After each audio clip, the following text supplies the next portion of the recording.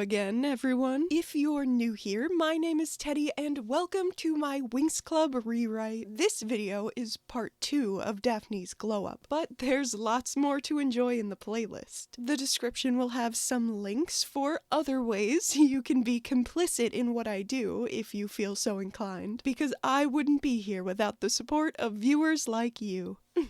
Sorry if I sound a little silly today. I'm getting over a sickness that a baby gave me. If you've been here a while, or if you've just binge-watched all of my videos, in either case, thank you. You may remember that I have been planning on bringing Daphne back to life within my story. As a nymph, she has remained at Lake Roccaluce, only getting glimpses of the outside world through the dreams of those who call to her for guidance. Though she is happy to help where she can, being a nymph is not exactly her ideal situation. Daphne was never someone who particularly valued power or status, which I know doesn't say much coming from a princess. She would much rather live a brief mortal life with genuine connection and community. I noticed on my last video that some people were unsure if we were now in season 3 of the rewrite or not, and the answer is yes, we are. Obviously, this whole thing here on YouTube isn't exactly structured like a normal television show, but I do try to plan out videos in ways that progress the narrative and align with certain story beats. I consider the main villain redesigns to be like season finales. Dark R for season 1 and the Wizards of the Black Circle for season 2. But this time, our season finale is also the series finale. The big one. And boy am I nervous. Things are gonna get pretty rough for our girls in the very near future. Sorry, nothing I can do about it. Anyways, yeah, the time has come that Valtor is taking the reins as our main antagonist, which has Daphne absolutely terrified. If anyone knows just how dangerous he is, it's her. And given this change in circumstance, she is no longer content with simply guiding her sister from afar. She has decided that she needs to be there in the flesh to help in the coming battle. I think this would be a good time to maybe meet another nymph, if this was a real show and everything. Perhaps there's one that regards Daphne with curiosity and fondness, rather than dismissing her feelings towards mortals as inane. Then she may learn of an ancient ritual that can return her to her corporeal state. Luckily, Faragonda is able to locate the instructions for this ritual within an ancient tome in her archives. She and Griffin will be taking the lead on this one, with Griselda, Dufour, and the rest of the Winx providing magical energy at their command. This spell is so monumental that it demands not only participation from several highly adept magic users, but also physical components to be consumed during the process. I am fully stealing from Dungeon Meshi here, so if you haven't seen it, which you absolutely should, and don't want spoilers, skip ahead a bit to this timestamp. When Fallon's body is recovered from within the Red Dragon, she is too far gone for the normal resurrection magic of the dungeon to bring her back. The only way to do so is by using dark magic, which Marcille just so happens to secretly be a scholar of. Using the meat of the dragon they had just slain as her fuel source, she is able to reconstitute the flesh atop Fallon's skeleton and reanimate her. She awakens naked and covered in blood, reborn as herself. But something is a little different. That is how I imagine it going for Daphne, and the reason why it's only women present at the time. She is physically returned to the state she was in prior to her death. However, her mind is unchanged. She remembers in vivid detail all the time she spent as a nymph, and all of the ways life had been different for her. Her magic had not been undone either. All of her familiars in the forest remain as she had transformed them, including Sophia. But now Daphne herself feels more vulnerable than she ever had. She insists that it's worth it though, as she can finally reach out and embrace the sister that she had mourned for so long. For Daphne's modern civilian outfit, I wanted her to look sorta artsy-fartsy and free-spirited. She's got a little bit of that Manic Pixie Dream Girl vibe going on, in a way. This is something I have been told I possess as well. LMAO. Her color palette is slightly altered from her Domino one, since that one made lots of use of blue to represent her coming fate. But now she is renewed, reinvigorated, and hopeful again. Thus, her blues now lean closer to teal. A warmer tone overall represents her return to life, as well as teal being a mix of blue and green. Sort of a midpoint between the spiritual and the secular, I suppose. She's more grounded now, but not entirely. I hope any of that makes sense.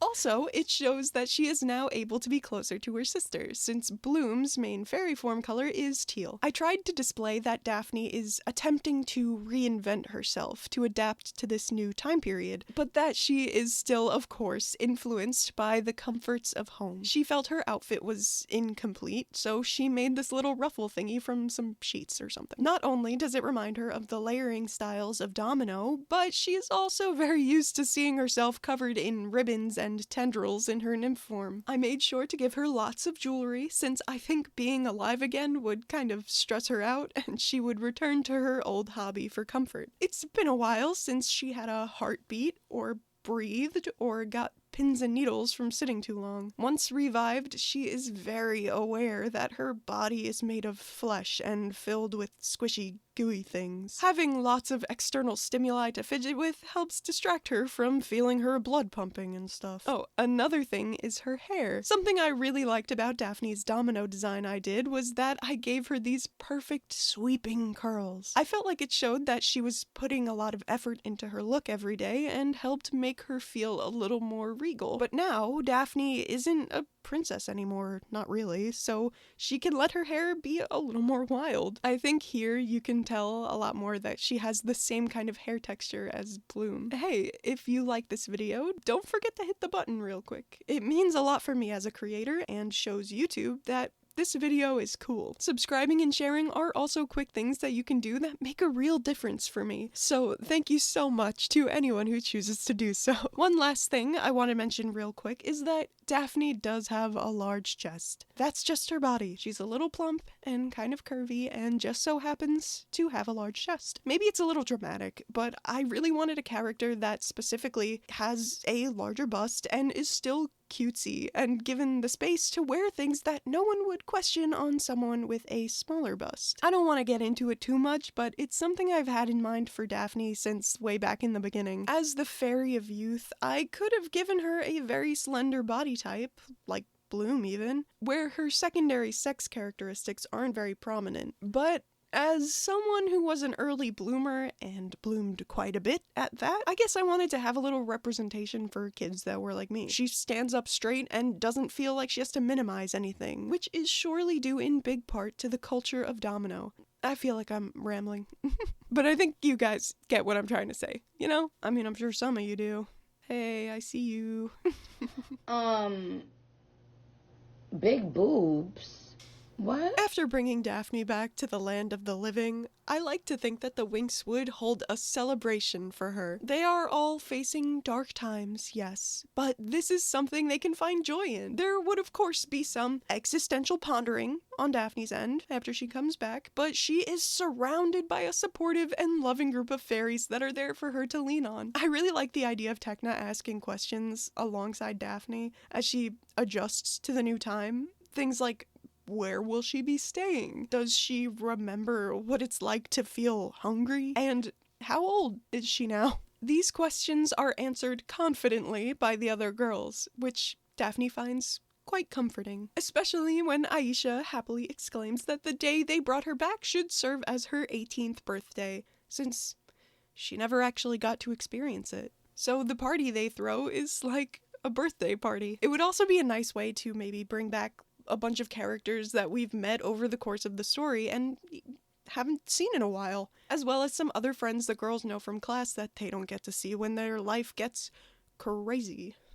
We do need more background characters. Lucy and Murda would be there, Mike and Vanessa could visit, and the specialists would come with Naboo. And someone else? Sky informs us that his cousin has been sent from Heraklion to aid in the preparations against Valtor's return. He may only be a year older, but he is a ranking military officer in the Royal Army. Wow, fancy. Skipped a few grades and excelled in combat training, and surely his family ties had nothing to do with it. We will learn more about Thorin in his video, but what matters now is that Daphne develops quite the crush on him. At the aforementioned party, neither really know anyone else there, and eventually, after introductions have all been made and everyone begins to let loose a little, the two find themselves standing around awkwardly by the snacks. It seems both of them are having trouble relaxing, given the circumstance, and they end up going for a stroll outside. Bloom seemed a bit nervous about letting Daphne out of her sight, but Sky assured her that Thorin was more than qualified to keep her safe for a while, and that they should probably let Daphne get some air. This might all be a bit overwhelming for her. After this, Thorin is around a lot, as he's working with Saladin, Griffin, and Farragonda as a sort of strategic consultant and representative of Heraklion. They are a very powerful military after all, and for once, Erendor is willing to not suck completely. I don't think we're gonna get to a point in this story where Daphne and Thorin get married, but I do think she would confess and they would eventually start to date a bit. It's hard to make time for a budding romance during times like these, but after all that time alone, Daphne is definitely getting swept up in her desire for romance.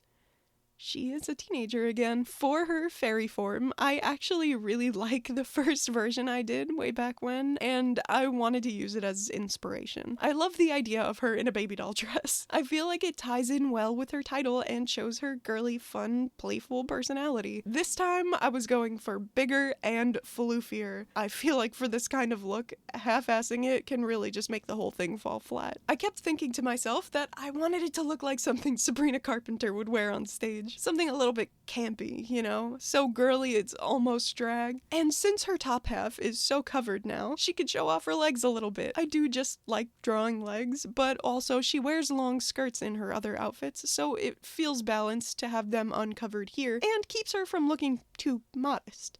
I knew I wanted to give her these cute pigtails, but in combination with the style of dress, the bows, the colors, I was a little worried that she would end up feeling infantilized. Having her dress be so short helps a bit, I think, since it feels more mature to have such a high hemline, and I think by pushing it so much, it makes it feel a little more purposeful. Don't worry though, this would be one of those cases where no matter how she moves in any situation, you can never even see her shorts past all the floofy petticoats under the dress. I tried to work with a color palette similar to her fairy form in the original show, not even despite of, but I guess because I hate it so much. I've been trying to up my color game lately, which I think I meant to talk about in part 1 but forgot, which is why you see me using a white background just a bit here and there to try and get a better grasp on how everything is working together. I've had a Huion GT190 since 2017, and I love this thing with all my heart, but I think the color display is just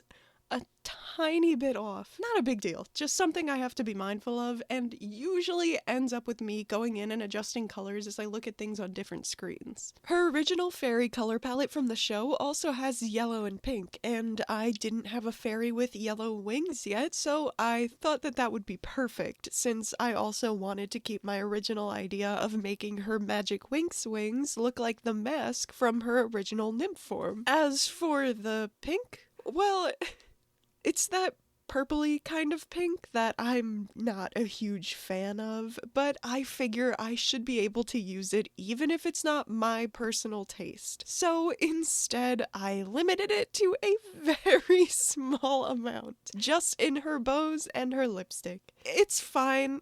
Overall, her whole palette for this form reminds me of bubble baths, which I feel like is also because of her dress style. It looks kind of like a very stylish nightgown, or even just like a towel wrapped around her with ruffles on the bottom or something, which is very much that Sabrina Carpenter vibe I was going for. Okay, I think I'm stalling a bit here, because I'm honestly a little worried that you guys might not like what comes next. A lot has changed since that first video I did for Daphne 2 years ago, but one thing that hasn't is her inclination for tragedy. Daphne's return is a great help in preparing for the fight against Valtor. She was there to witness his first rise to power and has encountered him face to face. Though in her revived form, her powers are a bit nerfed, she is still far more powerful than anyone with only a first level transformation should be. She spent years as a being made of magic. Someone commented on part 1 that nymphs seem like magical elementals, and I think that's a pretty apt way to describe them. Despite being returned to a lessened state, Daphne retains a connection to this world's magic that rivals even that of the Fairy of the Dragon Flame herself. However, her fairy title isn't exactly tailor-made for combat. All of this is to say that not only would she be helpful in gathering information, she would also be a great asset on the battlefield once she gets some practice. I imagine her working with Thorin, Palladium, and Griselda, more serious yet gentle than she's ever been, as they try to speedrun training her to fight. I think she would even adopt a version of Thorin's weapon of choice, a hammer, and he would teach her how to wield it. Then, when the time comes for the grand final battle, Daphne would be so brave and fight alongside her sister and her new friends to take down the evil that threatens their world. I have endings in mind for everyone, to varying degrees of detail, and for Daphne, she does not make it out of this alive. Her story is one of sacrifice for love, and now with her sister all grown up and fighting for her life, Daphne will be there when Bloom is at her lowest, when she thinks, this is it, this is the end, and she'll save her from Valtor's killing blow, taking on the fight for what seems to last a lifetime, but was in reality only a few short moments. She buys Bloom enough time to gather herself and regroup, inflicting quite a bit of damage on the Prince of Darkness in doing so. But as Bloom rushes to be by her sister's side, she watches her be cut down once again.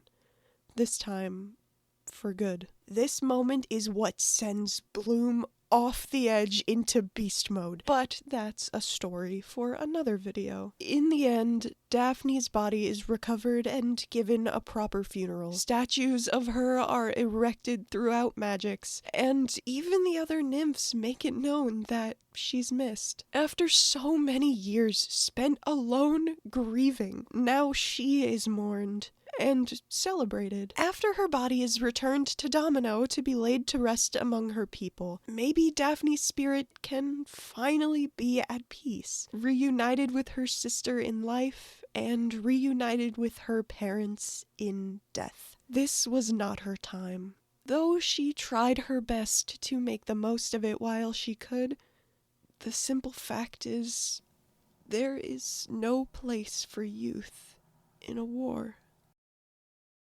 And that is the end of our dear Daphne's story. Sorry if it was a bit of a downer. I promise there will be some happy endings in this rewrite. You may have noticed I didn't go my usual route of doing a base and creating the outfits over it. I figured I've done videos with multiple characters and they all got full drawings, so why not do that for single character videos with multiple outfits? I've always felt like I have the opposite of same face syndrome, where I struggle to make the same person look like themselves across multiple drawings, so I think this will be great practice for that. Once again, if you like this video, do all the things, and check out my card in the description. I have lots of stickers available and info about commissions. I would love to draw your blorbos for you. Let me know what you think about this video in the comments, and Daphne's story overall. I hope you're not all too mad that I killed her. And tell me your thoughts on the designs. I cannot wait to hear from you, my friends. Bye.